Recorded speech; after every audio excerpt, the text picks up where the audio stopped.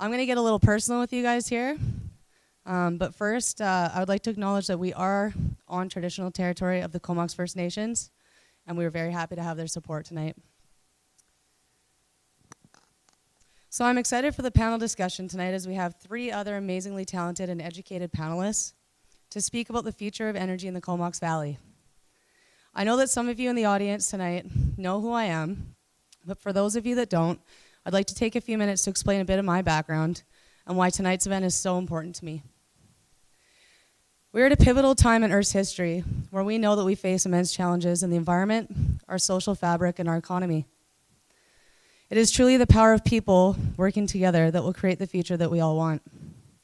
This work is about relationships as much as it is about technology, and I look forward to getting to know each of you better through our ongoing sustainability events throughout this year. I just wrote this a couple of days ago, so forgive me. I was born and raised on Vancouver Island and have chosen to call the Comox Valley my home. To say that I love it here is an understatement. Growing up, I was able to enjoy many of the natural elements that make this place so valuable, unique, and worth protecting today.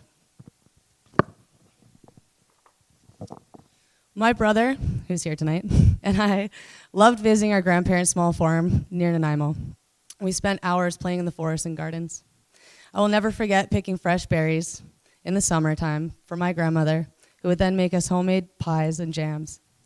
My parents worked out hard, very hard, but every summer they made sure to take our family camping and fishing, and we were lucky enough to visit some of the most beautiful places in this province. So when I first heard about the proposed Enbridge pipeline project that would push bitumen from Alberta to BC and put super tankers on some of the most special and yet dangerous waters on our coast, I was in shock. The most beautiful place on the planet, the people that I love the most, the plants and animals that I care so much about were all directly threatened by a dirty and outdated carbon-intensive energy project. I thought of the BP oil spill in the Gulf of Mexico, and I envisioned the worst-case scenario. I still oppose the Northern Gateway project and the Kinder Morgan project, but I could never have imagined how my love of this place and the challenges facing my generation would soon lead me to the heart of Alberta production. I moved to the Comox Valley in 2009 from Vancouver. After a number of years of working, traveling, and studying abroad, I was excited to put my skills and experience into local community events in the arts and culture scene. In 2010, I created Lightburn Productions. We focused on showcasing emerging youth artists and musicians from around BC. Soon after, I produced a one-day youth-run outdoor music festival called Rhythm on the Rock. I wanted to engage the next generation in important local issues, so we invited nonprofits and businesses and encouraged everyone to link up with these vendors and community groups. In 2012, a public hearing on the Northern Gateway project was held right here in Comox. Many of our groups and friends went to that hearing, and nearly 1,000 of us stood up together for what we believed in and the rights of our coast. That summer, I helped produce more community events and festivals, including the second year of Rhythm on the Rock.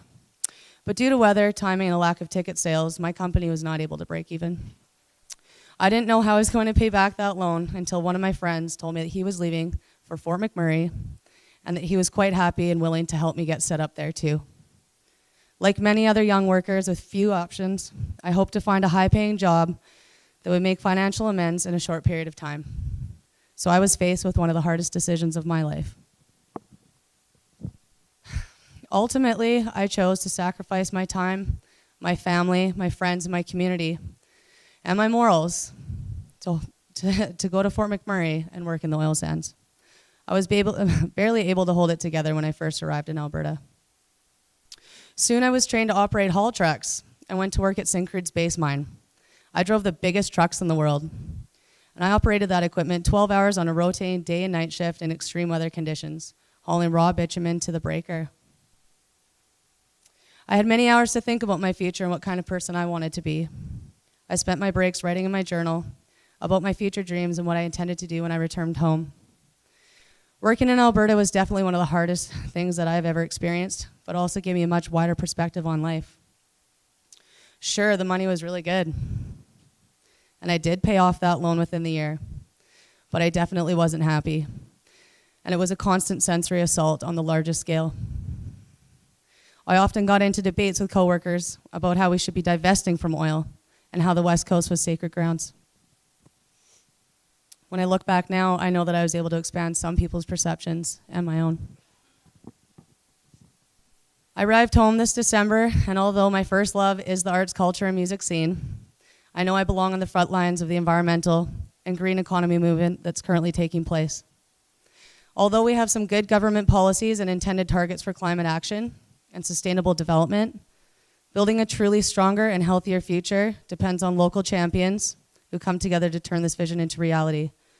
2015 is a make or break year, as sustainability is the hottest topic driving the political and economic agenda at all levels, from local to global, as we approach our federal election and the next UN Climate Summit.